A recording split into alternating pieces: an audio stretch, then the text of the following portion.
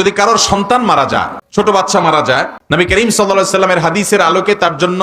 দুটি সুসংবাদ আছে। যদি কোনো আল্লাহর বান্দা তার সন্তান দুনিয়া থেকে চলে গেছে, এইজন্য সে সবর করে, এইজন্য সে ধৈর্য ধারণ করে, হাহুতাশ না করে, মালাকুল মউতকে গালিগালাজ না করে, ভাগ্যকে গালিগালাজ না করে, জামা কাপড় ছেঁড়াছিড়ি, ভাঙচুর, বুক ছাপলানো, মাথায় আঘাত করা, গালে আঘাত করা, এরকম অসহনশীলতার কোনো কাজ না করে, বরং আল্লাহর ফয়সালাকে যদি সে মেনে নেয়, হাদিসে আসছে আল্লাহ রাব্বুল আলামিন তখন ফেরেশতাদেরকে বলবেন যে আমার বান্দার সন্তানকে তোমরা নিয়ে এসেছো, তার কলিজার টুকরা তোমরা নিয়ে এসেছো,